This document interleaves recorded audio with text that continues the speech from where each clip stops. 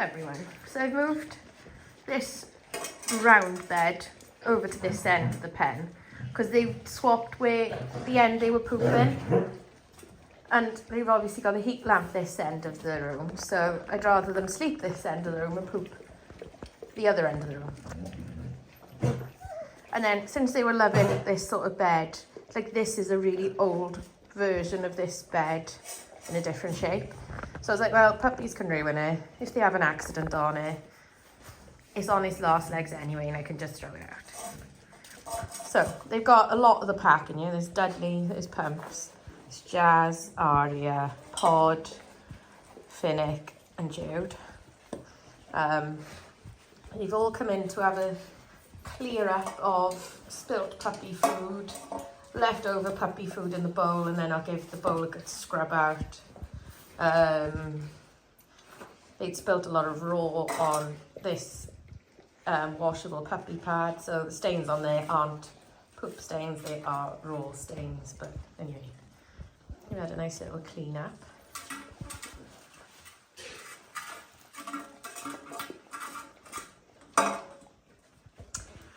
So I've had the infamous question more than once this litter, that I get every single litter, and it's not that you shouldn't or couldn't ask the question.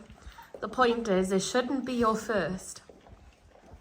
So based on what the clues I've just given you, put it in the comment section below what you think that question will be, because I do get asked it every litter, and it drives me mad every litter when it's the first question asked. So, without further ado, that question is, how much? Like, first question, how much? No, that should never be your first question, because to me that tells me you prioritise the price over temperament, over health, over genetics, over pedigree, over everything, how they're raised, what they're raised on, where they're raised, what my terms policies are, you know, how many of the family can you meet, etc, etc. Is the stud dog in house?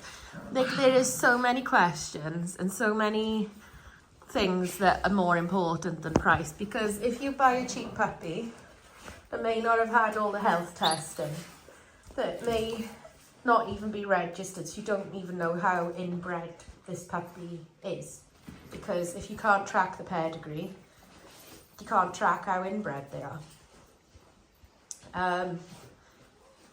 So there are so many questions like that, and if you buy cheap, the saying is buy cheap, buy twice, because it'll break down. And it's not saying that every cheap dog is going to break down and cost you a lot. And it's not to say an expensive dog won't break down and cost you a lot. But you are putting the odds far more in your favour at getting a healthy, happy puppy that's well raised, with a good pedigree, with parents with good temperaments, good health testing, etc, etc, if you are prepared to maybe spend a little bit more. And, you know, you'll get a breeder, they'll want to be a part of the puppy's life. Oh, we're pooping. You'll get a breeder that will be there to offer advice. You get a breeder that wants to know how the dog matures and is raised. They'll help you with training, they'll encourage you with any activities you may want to do with the dog. They may have some little tips and tricks to avoid a vet visit, for example. You know, all sorts of these things. You pay for the breeder. You pay for what that breeder can offer you. And you pay for that breeder's knowledge and expertise in having dogs. So I'm going to pause filming and clean up some poop, because Pumpkin's cleaned up some of it and not all of it. And Aria is making a mess Aria. I shall be back. Right, you've gone the wrong way.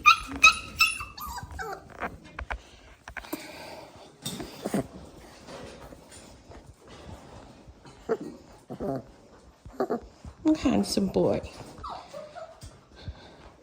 You were so handsome. Yeah. Yeah.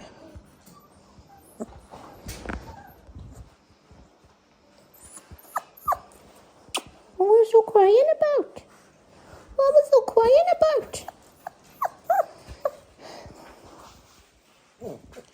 So, yeah, it's not that price isn't a factor and shouldn't be a factor.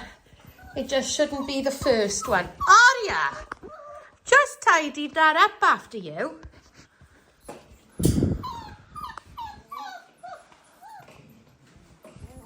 You know, how much interaction do the puppies get with different dogs? Will they be vet checked? There's lots to ask. Is there a contract? Are they endorsed? Get out, Daria. You annoy me.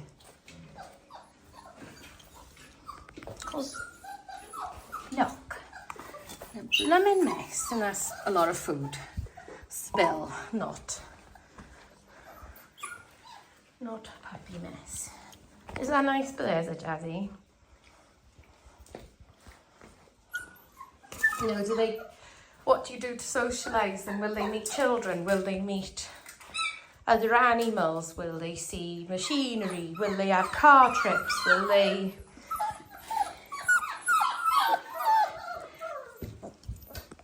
You know, will they meet all sorts of different people, different ages? Do you do anything to introduce them to different sounds? Different objects? I just remembered I got a little tent for you lot in Tunnels. I have. You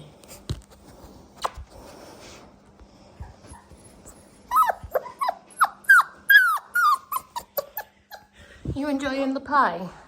As a little present from Andy and Amy.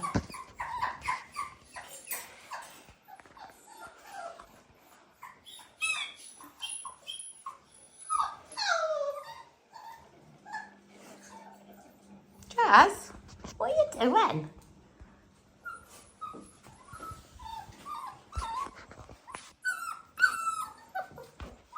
So yeah, it's not as warm today, so I'm hoping I'm going to get them outside for a period, which would be nice.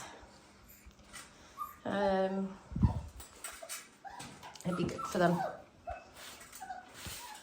So you can see, like, it's only the second time they've had access to the whole room. And they're straight away wandering, having fun. It's what we like to see. Yeah, so I'm going to give them a run and then I'm going to make them some scrambled eggs. Yeah. You always want fuss, you lot.